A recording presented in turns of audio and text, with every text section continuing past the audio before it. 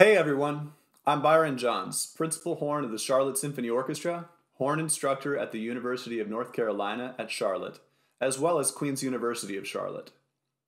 Today we're talking about the first movement of the Franz Strauss Horn Concerto. This is the all-state audition music for 11th and 12th grade in North Carolina for the 2020-2021 school year. Let's have a listen.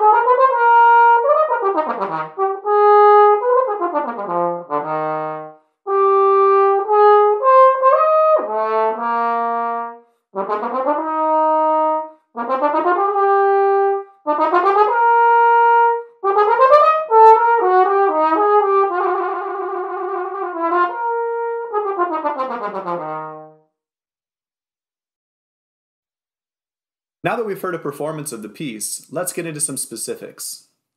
For your reference, I used the music that's posted on imslp.org. For the purposes of this video, I recommend that you download this free music, as I'll be making specific references to rehearsal numbers. I'm going to talk about dynamics, articulation, musical character, and some practice strategies to help you get this music performance ready for the audition. Let's start with the first section from rehearsal number 2 to rehearsal number 4. In this section alone, we have dynamics ranging from pianissimo to fortissimo. Now this is a huge range, and we need to make use of the entire spectrum. When you see pianissimo, play very quietly.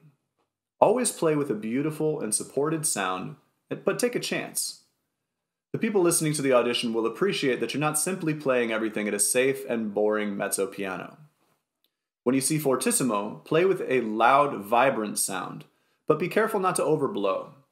Just as with pianissimo, always play with a beautiful and supported sound. This piece also presents us with a great variety of articulations.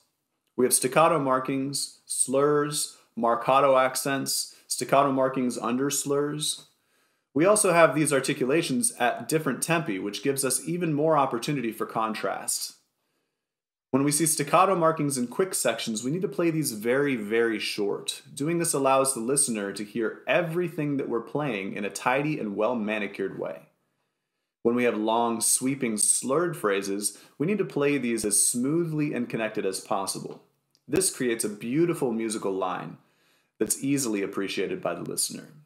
And when we see staccato markings under slurs, we need to play these notes somewhere in between the two. Similarly, staccato markings at slower tempos need to fit into the context of the phrase. Playing either of these too short will disconnect the note from the music. We also have marcato accents. Strauss uses these accents to build momentum through phrases at loud dynamics. In my opinion, we have 3 distinct sections in the solo part of the first movement. The first section from rehearsal number 2 to rehearsal number 4. The second section from the più lento to rehearsal number 7, and the third section from the animato to rehearsal number 9. The musical character of the first section is impassioned and heartfelt. We can communicate this by playing long, sweeping phrases with large contrasts in dynamics and tone color. The second section is introspective, not withdrawn, but contemplative. We can communicate this by using a slightly slower tempo, exaggerating the hairpins, and playing very softly when directed. The third section is exciting and extroverted and joyful. We can communicate this by using a slightly faster tempo, especially from the Lebhaft to number 9, keeping the staccato 16th notes very short, and playing the downward 16th note arpeggios as light-hearted musical gestures. We want this section to come across as more playful than panicked. Lastly, I'd like to discuss a few practice strategies for this piece. A good initial approach when first learning a new piece of music is to take the extreme elements of the music and make them more accessible. For example, when you see dynamics such as pianissimo and fortissimo, reinterpret them as mezzo piano and mezzo forte.